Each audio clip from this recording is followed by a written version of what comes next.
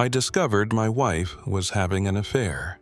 Not from a text message, not from a strange look, but from a card without my name. It's a gloomy Monday afternoon in Charleston, South Carolina.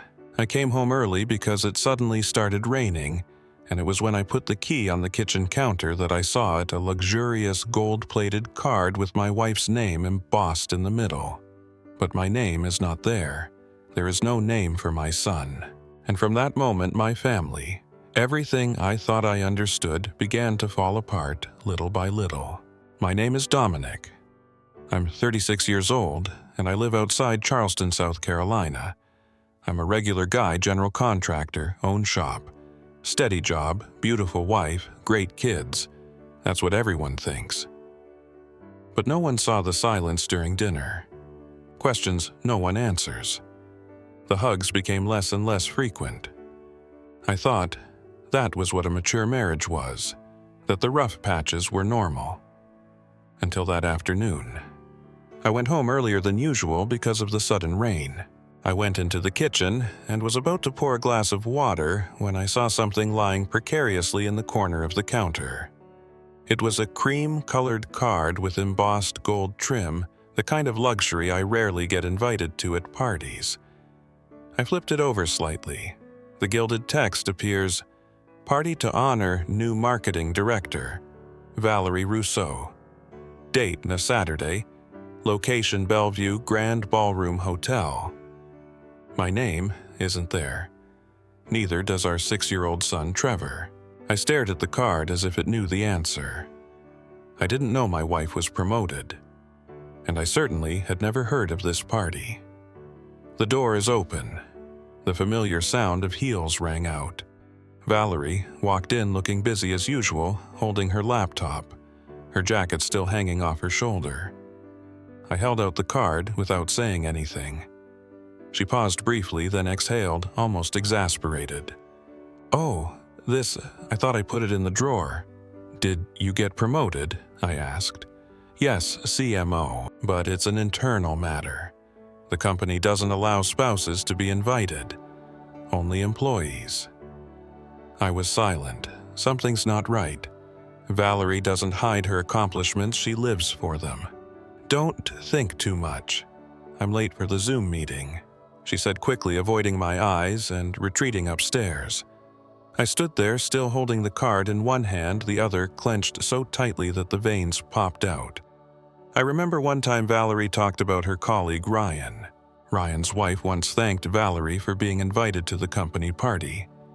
That party was at the Bellevue Hotel. I was speechless, not because of the party, but because she chose to hide it from me.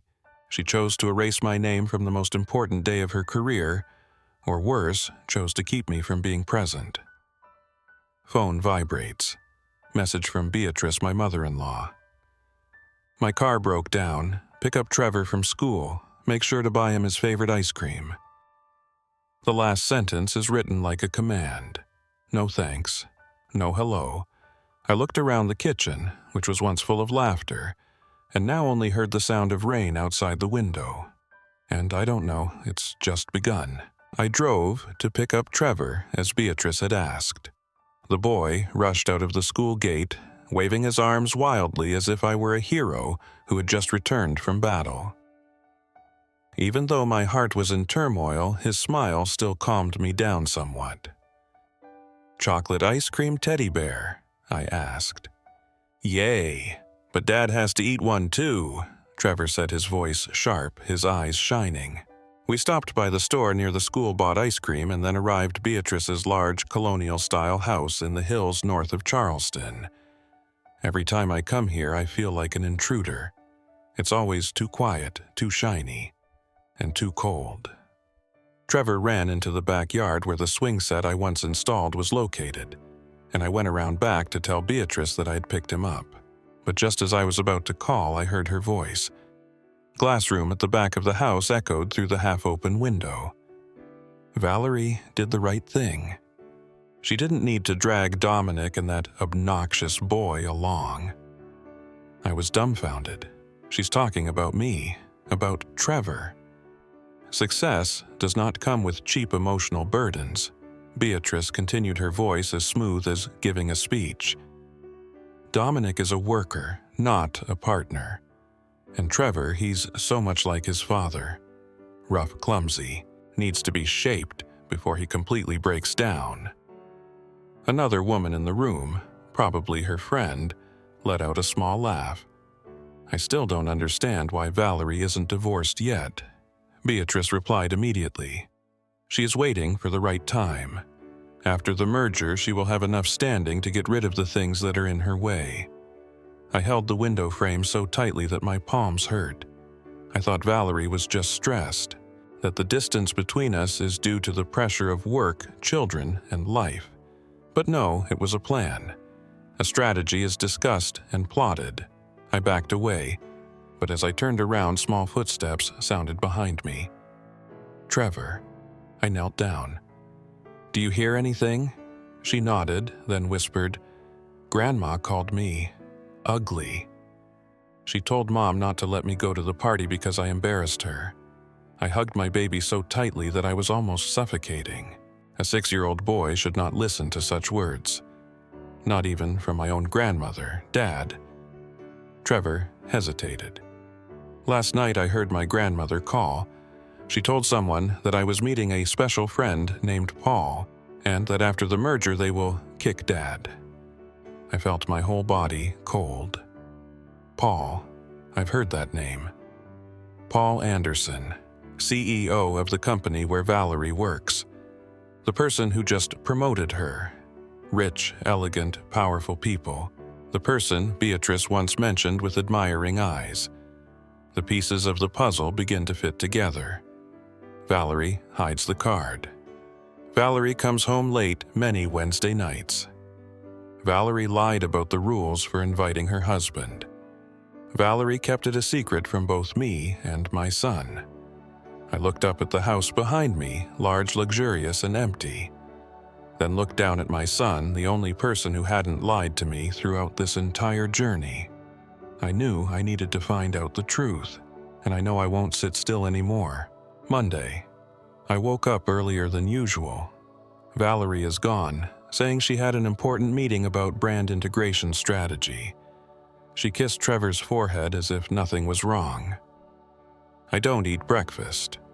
Not because of anger, but because in my heart I know the truth is very close. That whole week I observed. Note: remember every detail. Every Wednesday night Valerie comes home late. It's always Wednesday. She said it was due to review quarterly plans with the board of directors. She placed her phone face down on the table, something she had never done before. Every time a call comes in, she goes out to the balcony, even though it's so cold that she shivers. I'm not a detective. I'm a worker. I know how to observe, how to read expressions, and everything about her was screaming that she was hiding something. On Friday, I told her I needed to stop by the company to drop off some tax documents. Valerie hesitated, but then agreed, as long as I arrived on time because she was very busy. The office building exudes a cold, modern look. The receptionist looked at me like I didn't belong here. I left the documents at the counter and then went to the hallway to wait for the elevator. And then I heard a voice. Valerie's assistant, a young girl named Shannon, was talking on the phone in the side hallway. The office door was not closed completely. The sound echoed clearly. No, that diamond bracelet was a gift from Paul, not her husband. It's beautiful, about 2 carats. She said it was a reward for the busy months. Wednesday night. Yeah, like every month, Lakeside Inn. Paul always books his suite a week in advance. I stood there, can't breathe. Lakeside Inn. Hotel by the lake, only 20 minutes drive from home. We went there once the year of our wedding, but now she's back there. Not with me. My throat is dry, but my hand was unconsciously clenched, as if my body itself understood this is no longer a feeling, this is proof. That afternoon, I drove to Lakeside Inn. The reception desk is surrounded by polished walnut wood.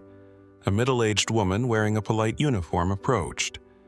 I took a breath, smiled slightly, and said as if joking, "Hello, I'm trying to confirm if my wife has a reservation here for Wednesday night. Valerie Rousseau." The receptionist blinked, seemingly confused. I add, "She often goes with a customer named Paul Anderson. I think they're named after the company." After a few seconds of hesitation, the woman exhaled lightly and lowered her voice. "They're regular guests. Suite 204.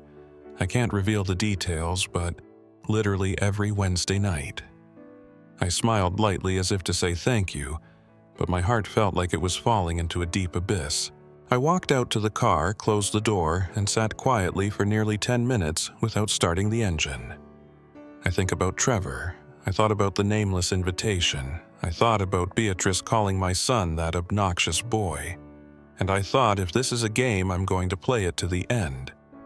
Not because I want revenge, but for me, need to protect your child from a future built on lies. I called Nate, close friend since high school, currently working in security at Bellevue Hotel, where Valerie's promotion party will take place next Saturday. "Can you help me sneak into the party through the service entrance?" I asked. "What's going on?" "Dom, I can't say much, but I need the truth to come out in the right place at the right time." Nate was silent for a few seconds, then replied, "Then get ready, I'll be waiting for you at the back gate at 7 p.m. And Dom, take Trevor." I looked up. For the first time in weeks, I saw myself in the rearview mirror. A man is no longer silent. Saturday night, it was milder than usual. Valerie left the house at noon, her dress hanging in the back of the car. Her hair curled perfectly, saying she was having an important meeting with Paul before the party. She placed a quick kiss on Trevor's forehead, telling me not to wait for her to return, because she might stay at the hotel overnight for convenience. I nodded, say nothing. When the door closed, Trevor looked at me, his eyes sparkling with anticipation. "Dad, are we going?" I sat down, adjusted his collar, then smiled. "Let's go, but I won't go through the main door." We arrived at the Bellevue Hotel at exactly 7 o'clock in the evening through an entrance that normal people never notice. The back door, where the staff delivers cakes, cleans up trash, and carries tables and chairs. Nate, my best friend from high school, now works security here, standing ready with his access card, wearing a silver-gray uniform cap pulled low on his forehead. This way, he whispered, his eyes wary. I took Trevor's hand and followed Nate through the damp, dimly lit hallway past the kitchen that smelled of barbecue and chocolate, and stopped at a thick curtain connecting to the stage area. I gently pulled the edge of the fabric, looking out at the gap. On the main stage, amid the warm yellow light, Paul Anderson was speaking. He was tall, well-groomed, in an ash-gray suit. His voice was deep and clear. Each word carried weight, as if he were speaking at a high-level conference. I heard him talk about Valerie's devotion, strategic vision, and outstanding contributions throughout the year. Then he finished with an introduction that made the whole room applaud loudly. "And now, congratulations to our new marketing director." Valerie Rousseau. Valerie walked out.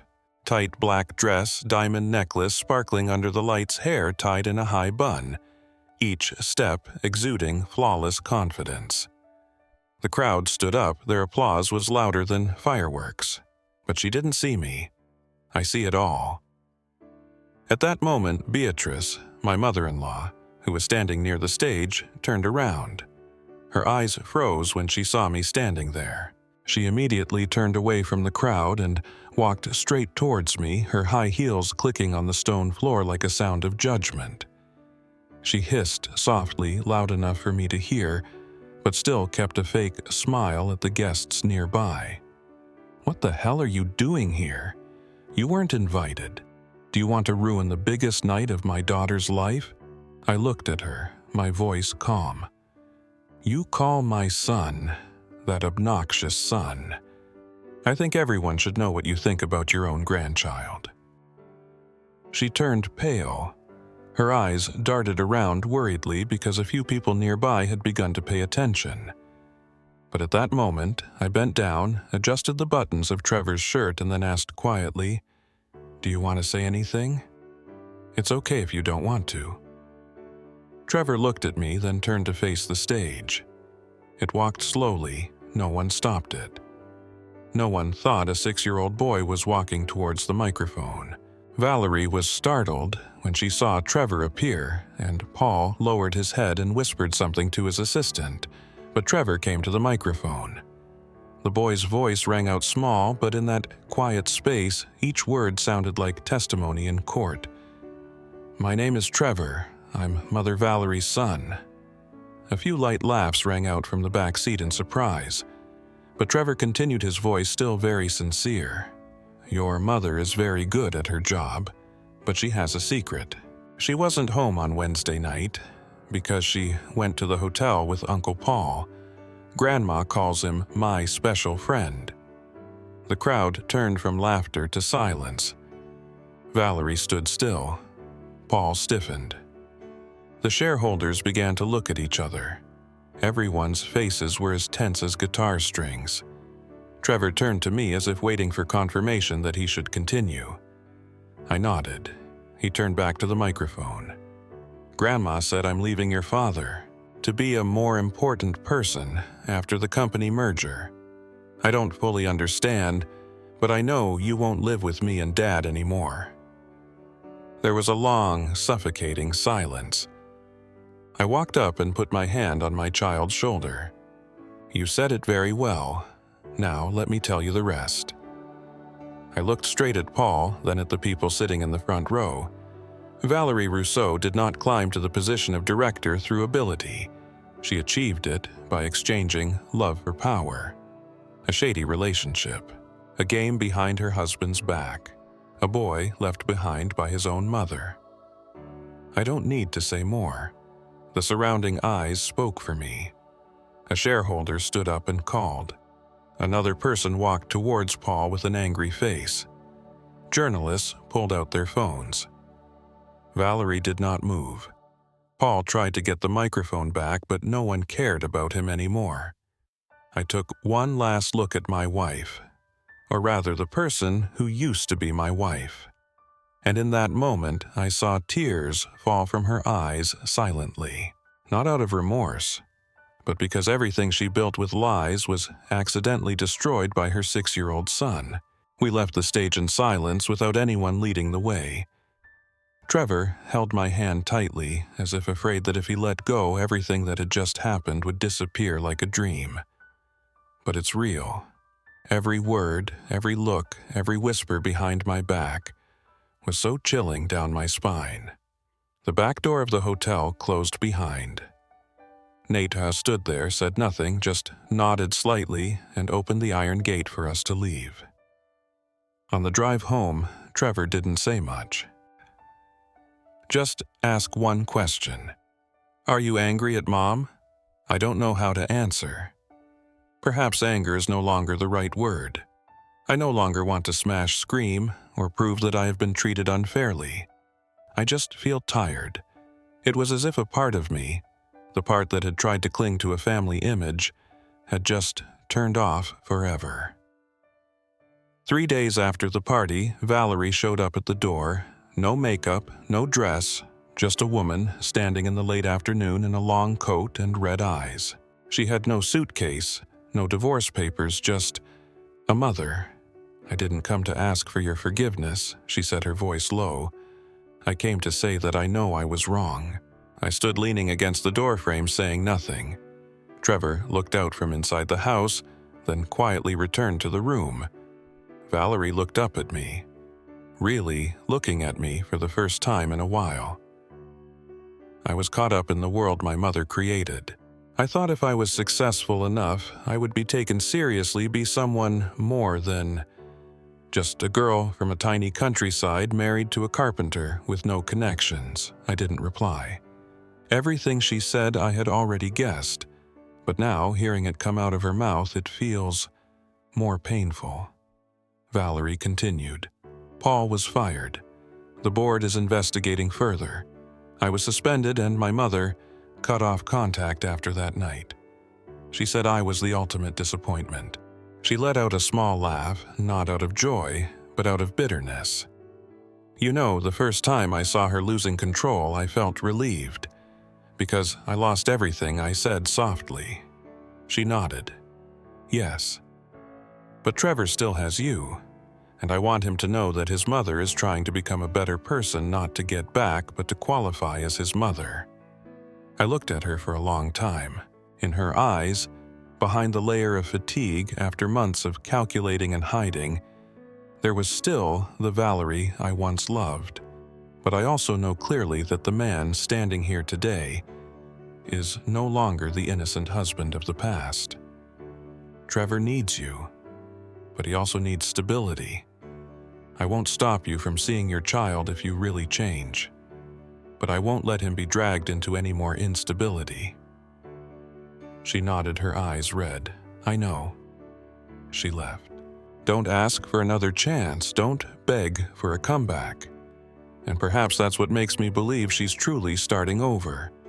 Not for anyone else, but for herself. The next day, I received a call from Harold Montgomery, chairman of the board of directors of Valerie's company. He invited me to his private office, not out of curiosity, but out of responsibility.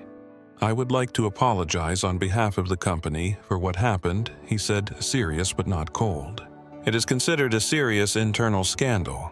We are renegotiating the merger agreement, and I would like to offer you and Trevor some support. I was silent. Not to silence, he added, but because we believe without Trevor, everything would still be swept under the rug. I don't refuse. I accepted. Not for the money, but for Trevor, for the boy's future. I want my children to grow up knowing that valuable truth, that even if the truth causes everything to collapse from the rubble, something stronger can grow. 6 months later, Trevor and I had moved into a new, smaller but warmer apartment with dinners filled with laughter and evenings spent reading books instead of listening to our parents argue. Trevor doesn't ask much about his mother anymore, but every time Valerie came to pick him up to go out, he came back with a look of relief in his eyes, as if he finally felt loved by both sides in a healthy way. I still look at Valerie from afar, quietly. She was different from before. Her hair tied back, her eyes no longer burning with ambition but replaced with something closer to gratitude. I lost everything. A family, a belief, a part of my honor. But now I have myself back. I have my son. I have peace. And sometimes that's all a man needs.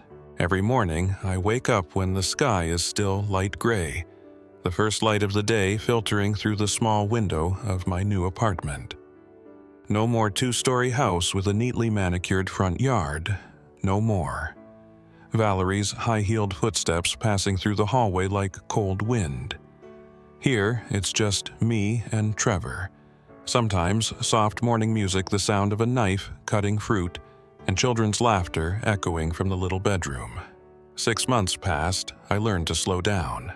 I went back to small projects, making custom cabinets, making desks for children at a school near my house. I work with my hands and with my heart. Some days are busy, some days are free, but different from before now. I find myself be alive, not trying to survive. Trevor goes to school near home. The boy started to have new friends. My son is no longer quiet, no longer avoids questions about his family. One day, when the teacher asked about the hero in his eyes, the boy said, "My dad. He doesn't know how to use PowerPoint, but he always tells the truth." I burst out laughing when listening to the teacher's story. Then there was silence for a long time. Valerie still comes on weekends. At first, the exchanges were brief. Shuttle, hello, a nod. But gradually the silence turned into genuine concern. Trevor likes his new math class. Do you need any help with your transfer? Small questions, but bring big changes. She is no longer a proud woman, always looking ahead. Now, she stopped long enough to see. Seeing how happy and sad my son was. Seeing me, the person who was by my side, not perfect, but never turned away. One afternoon in May, she stopped by to give Trevor a set of materials to make a model volcano for a science project. When the boy entered the room, she stood and looked at my small kitchen. Much more cramped than the old one, but full of warmth. She didn't say anything for a while, then softly said, "I see a psychologist. Once a week. Not to correct my mistakes, but to relearn how to live without having to prove anything to anyone." I don't interrupt. No compliments. Not advised. I just asked gently, "What do you see after each session?" She looked at me. The eyes that once sparkled with victory were now duller, more tired, but more real. I feel weak, but at least I don't try to hide it anymore. I nodded, and that's strong. She smiled, a small, sad but peaceful smile. Trevor ran out holding the model in his hand, shouting, "Mom, can this thing really blow smoke?" She hugged her child, and I saw that between the two of them. Between the mistakes, the brokenness, and the tears, there was still a small, fragile thread, but not yet broken. Not to restore a marriage, but to keep a true family. Although not perfect, there is still enough love to heal. That night, I put Trevor to bed. The boy lay curled up in a blanket, clutching an old teddy bear. He turned to me, his voice sleepy. "Dad, everything I went through, what was it for?" I stroked my child's hair and whispered, "Let me know what is worth keeping, and what should never be repeated." The boy closed his eyes. The room fell silent. I looked out the window. The city is still noisy, there are still people hiding, trying to become someone. But I don't. Not anymore. I lost a wife. I lost an illusion of the perfect family. But I have Trevor back. Have yourself again. And there's a lesson that I will teach my children for the rest of their lives.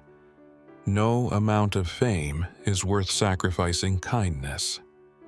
No career is worth abandoning those who truly love you. Because in the end, it's all of us. No one needs to praise us.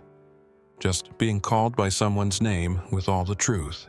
If you've made it this far, thank you for listening to a story that isn't easy, isn't perfect, but is true.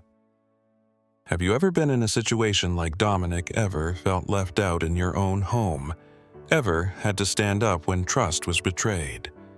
Please share your feelings in the comments. I read every line, and sometimes a story you tell can help someone out there feel less alone.